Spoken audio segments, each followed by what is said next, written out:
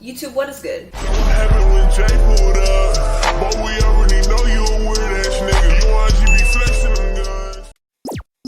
thought I was feeling you? That nigga on munch. Nigga, he eat it for lunch. Bitch, my body, I do what I want. Like, my lips are type dry. To YouTube, hey man, it has officially been 1 year since I have been living in California. Here's what I'm talking about when I'm talking about like renting down here. It's so tricky. Homeless pass out with a in his arm. 3 shootouts in the building. Dookie in the hallway. Snakes in the pool. That's crazy. They're so heavy. Easy desert boot. Metallics, in my opinion, look the best with a lace swap. And I actually have a couple colorways of these. Suede is like fur, it's super buttery. Like a casual everyday boot from Nike. Younger me always wanted like all the OG colorways of like all my favorite retros. I really wasn't too crazy about the black pair.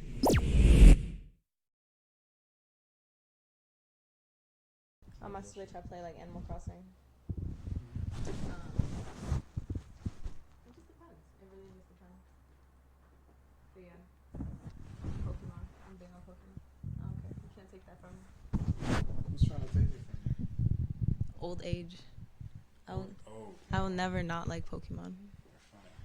That's nostalgic for me. Old age, my ass. And listen, as you get older, you can't really sit up here and play Pokemon. I don't know who says that. I had an old counselor dude. I guess I can call him a counselor, but I was working with him. He was like 45, and he was super excited when Pokemon Go came out. Pokemon Go was horrible. You know what? When Pokemon was at like pure nostalgia, when it was like on the Game Boy SP and like the Game Boy Color, Game Boy Advance, that was when Pokemon was like peak. It doesn't get better than that. Yeah. Like Pokemon Emerald. Kidding me? It's amazing. Pokemon Emerald is amazing. I'm sitting here acting like I've ever played Pokemon. What? Yeah, I did. I played it when I had a Game Boy. No, I used to get cracked on. I used to get cracked on for playing Pokemon. No That's doubt. what's up though. And you kept playing it. And I still play it. You watch anime? Yeah. Best anime you've ever watched, go. Hunter x Hunter. I knew you were gonna say that. I just Why? knew you were gonna say that because you look like a Hunter x Hunter ass nigga. What is that supposed to mean? You look like, I don't know, you just look like, okay, I thought you were gonna say Full Metal Alchemist, Hunter x Hunter, or you were going to say something like Fairy Tail. Funny enough, I couldn't get into Full Metal Alchemist. I couldn't either. I couldn't get into it. I tried. I just wasn't it. No, it wasn't it for me either. Soul Eater is literally my favorite manga. I actually have volume 1 in a hardcover, and then I have it in a soft cover too. This manga is like, it's like, I don't know how to explain it, but like Soul Eater is just like so dope. Like the art in here, like it's just like everything about each character is like likable. Like this shit is fire. No, wait, okay, actually, because honestly, my favorite manga would probably have to be Fully Cooley. I remember like watching the anime. One late night I stayed up on Adult Swim and I was watching it and it came on and like it made no sense. Like nothing about the anime made sense. And then I just remember like a month ago I was like, yo, it's got a manga and it's got an omnibus. So I'm gonna just read it. I'm gonna pick it up and this literally made no sense. I think I had to read it twice. I read it twice in one sitting to finally get it. It's nostalgic, it's dope. It actually makes no sense. And yeah, I love it. It's my favorite manga. I'm such a basic anime watcher. What other anime? Give me another. Or have you only watched one? Fuck, because it's also the art style that I really need to like be a certain way. With. A certain way. That's why I couldn't get into JoJo's Bizarre Adventure. The way that was drawn, I simply couldn't get past that. I couldn't get into it either. I couldn't. It wasn't an anime. It's like a cartoon. No, I'm sorry. I'm gonna give it a try one day though. I'm gonna give it a try. I guess. One of my favorite animes for sure. Death Note. Death Note's a classic. Death Note's insane. But I feel like there's like a weird type of community when it comes to Death Note. Death Note's like literally, it'll never get. Some people hate it. No, it's amazing because like it's like the main character, the way the author set it up. He's technically like a good guy and he's not. Like it's always a debate whether like the main character is like a good guy or if he's not. I fucks with it. Yeah. I like that. Yeah, me too. But yeah, I enjoy anime. It's like my guilty pleasure. But how are you? I'm okay. How are you? I'm gathering myself every day. Me too. I want to say I'm okay because I'm not bad. I'm always in this very in-between space. Yeah. Can't say I can really complain, but at the same time, you know, life has its ups and downs. But I'm always in the headspace where, you know, I'm better than most. So if you tell me how you are and you tell me like the things that you don't like, how is that complaining? Is it are you complaining because it makes it seem like you're not like grateful? I mean, yeah. I mean, it's hard to complain when you have a lot that a lot of people don't, you know? It almost makes you feel guilty. But at the end of the day, like, you're human. You can have it all and still be unhappy and maybe have issues with your life, you know? It's based on your perception of what a certain level of success is. So for someone else, mental stability, mental happiness is the ultimate level of success. So if you're going through a lot and you're not mentally stable, even if you have a bunch, you don't have more than others. Oh, yeah. So I don't know. I wouldn't think that you're complaining. I don't know. I just always thought it was interesting, but ain't nothing against it because I get it. Sometimes I'd be like, well, I don't got nothing to complain about, so I shouldn't complain. I shouldn't say anything. Because you told me you had just moved here. How has the adjustment period been for you? You know, I'm not gonna lie. It's been a lot of growth. You know, I came here to a big city alone, you know. Commend you on that. Thank you. So, been here alone, been solo, you know what I'm saying? And it's been definitely a period of growth. I'm definitely going through some growth to get to where I'm going. Because, you know, I came here with a goal, came here to kill it, you know, came here to do, you know, make the life that I envision for myself to reality. So, trying to learn, trying to navigate, trying to find myself, you know, How do you typically recognize growth? What I think for me personally, when I decided that I was certainly going to stop entertaining some habits, some activities, some people, some cycles, like, I definitely had to really, like, get to a point where I'm like, if I'm going to get to the next level and if I'm going to focus, I'm going to do what I got to do and some shit that got to go. You know what I'm saying? I think that in itself is growth. I think realizing that is growth and then actually playing it out and doing it and sticking to it. So basically learning discipline. It's growth. Yeah. It's big growth, so yeah. It is, isn't it? Yeah. And discipline in so many different ways. Whether it's discipline with your work or to have discipline when it comes to consistently treating yourself better, or just discipline when it comes to existing as a person. Yeah. You know? Yeah. There's so many like nicks and crannies. Because growth is it's not linear. It's not linear. Yeah. You know, growth is different for everyone. Let's say we're growing from the same situation that we both went through. We're going to grow in different ways. We're going to handle it in different ways. We're going to process it in different ways. So growth is definitely a personal journey. It's one of one, you know, it's personal. Yeah. And yeah, like, it's definitely a self journey. Yeah. It's hard. It's hard. It is. What's a moment where you were in the midst of growing? Where right you now? like right now, and you feel it live in the flesh. What's normally a thing that tends to trigger growth for you? That, you know, like, the way I look at life, it's everything is in levels. You know, you're gonna go through certain seasons and you're gonna go through certain levels, and it's for a reason and it's for growth. Life pushes you to grow. It does. It puts you in uncomfortable positions. You have to grow from that, or else you know you're gonna succumb and you're gonna lose it. Like, you have to continue to keep pushing. Like, life is all about resiliency. It takes a strong person to keep on going through certain seasons and coming out of them and growing and going on to the next. It takes a willful person, but it's really hard to still have faith when you don't know exactly where you're going. Yes. And for some people, they're like, oh, I'm a little lost, I don't know what I'm doing. But in actuality, you can simply just be like, I kind of just want to be a better person. Yeah. And if you live your life with that intention, then I don't think there's anything that could stop you, because your ultimate goal is to become a better individual based on your standards. You know, I appreciate the level of like clear honesty, because I've met a lot of individuals throughout my short little life, but it's been a lot, where I'll ask them the simple question of how are you, or, you know, how things have been going, or are you okay? They're not lying to me per se. They're more so lying to themselves. Or they'll put on some weird little front or something just because they don't want me to think of them differently. When ultimately how I think of you doesn't fucking matter. It doesn't. I don't know you. It's okay. You're a random 6'3" ass nigga in your apartment. And I have dinosaur chicken nuggets in the oven for us to eat. So which is tough. You say you can't trust anyone. On average, if there is an average, how long does it normally take you to start to trust someone? Not trust them in totality, but start to. It just depends. Like, it literally just depends on the person. It depends on how we mix. You know, it just depends. I can't even tell you. Like, it just depends. Sometimes, like, it's instant, And then, you know, sometimes it takes a minute, and then I really see them for who they are, and I'm like, hey, I can really rock with you. Like, I trust you. Yeah, for sure. But it definitely takes some warming up. Make a minute. Yeah. Yeah, it does. Would you like my water? Want more water? Yeah. You know what? In my last apartment, I had no TV in my room, and all my friends would say, "Why don't you have a TV in your room?" Because it's just my space. Like, when I want to get away in an area with like no TV, no nothing, no distractions, my room. So, and here I'm in a studio, so you know, the room is the room. It's but your TV isn't in front of your my bed. Yeah. Because when I like it, definitely I need a space to just nothing. Like, I like reading. I like reading a lot. Yeah, I'm a reader. So what are you reading now? You know, it's funny. I'm not currently reading a book, but I've been reading manga lately. I just got done with Soul Eater. Yeah. If anyone, people will know. Yeah. People will know.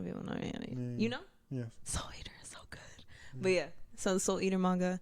But I think the last book I read was like Song of Achilles. I think people know what that book is, but that was a really good book. My brain doesn't really allow me to open up a book. I used to, I'll tell you one thing. The reason why I have leaned more towards manga as I'm older is because it's so hard to hold my attention on a book. So that's why when I said I haven't read a book, when I mean I haven't read a book, I love to read, and I've always been a reader.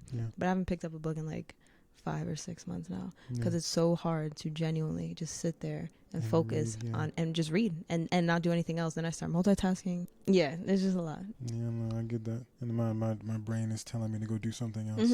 Then I'll start reading the book and maybe want some music. How's that even possible? No, it's not possible. Like, I understand.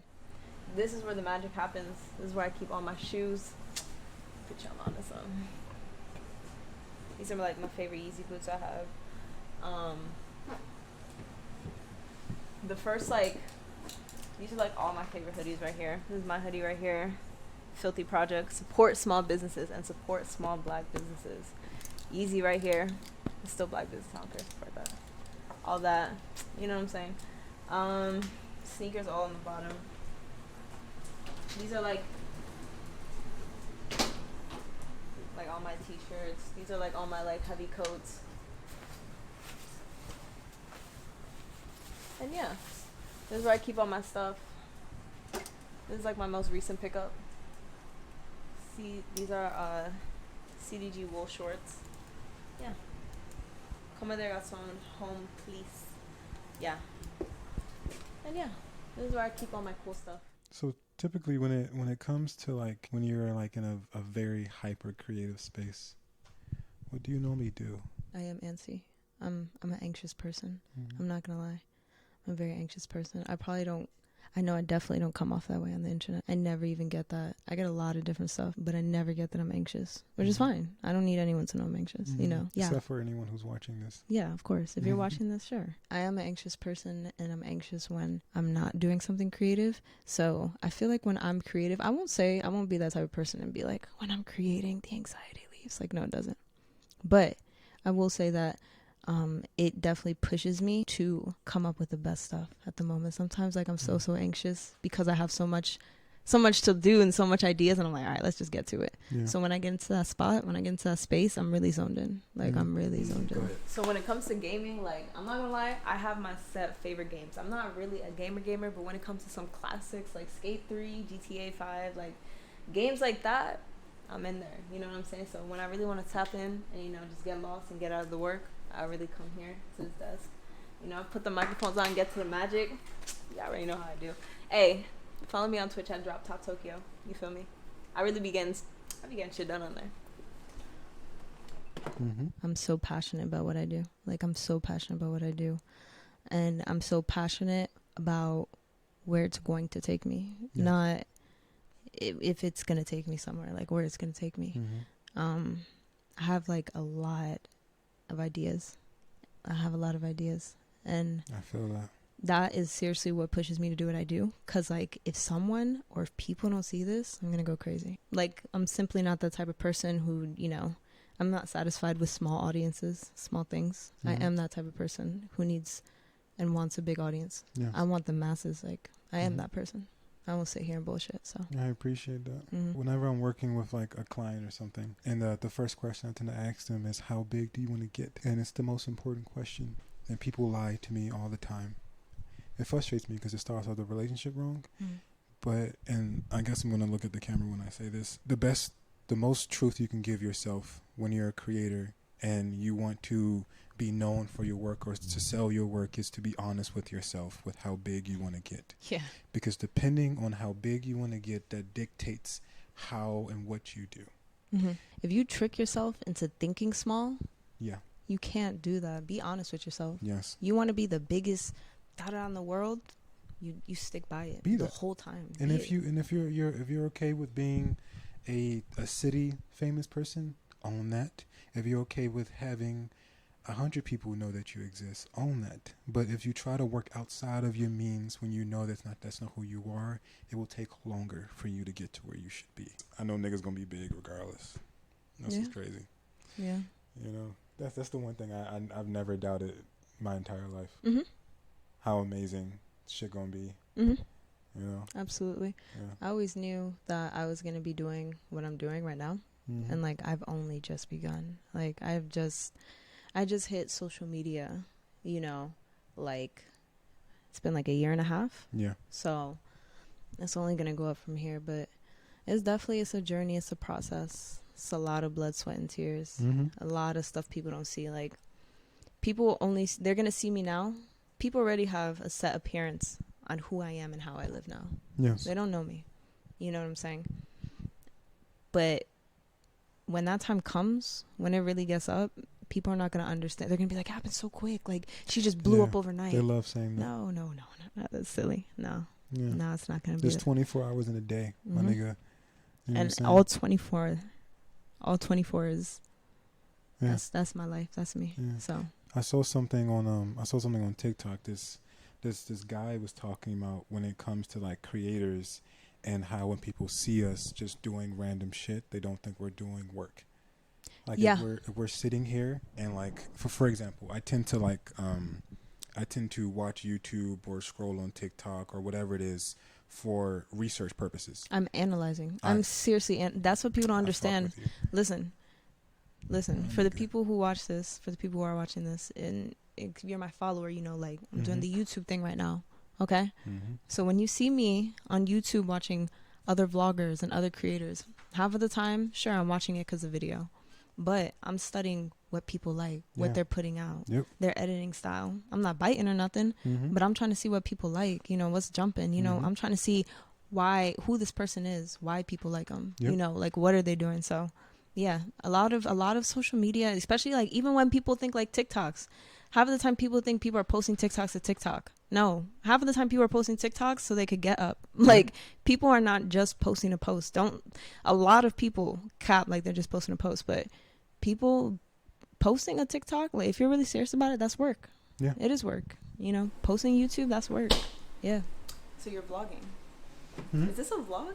Is this like half a podcast, half a vlog? Well, you remember earlier when I was like, I want to figure out how to be more cinematic with the stuff I'm doing. Oh yes. And I'm taking my time. So I'm gonna try to get more B-roll with the stuff I'm doing. Amazing. And I'm gonna figure out how to do whatever.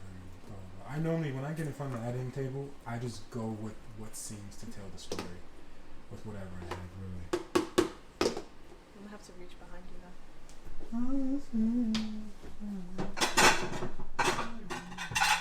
Would you like my water? Like my water? Yeah. Thank you, Mercy, for having me. It was a very, very fun experience. It was a cool conversation. I hope to be on it again, and I hope to have a different conversation next time around.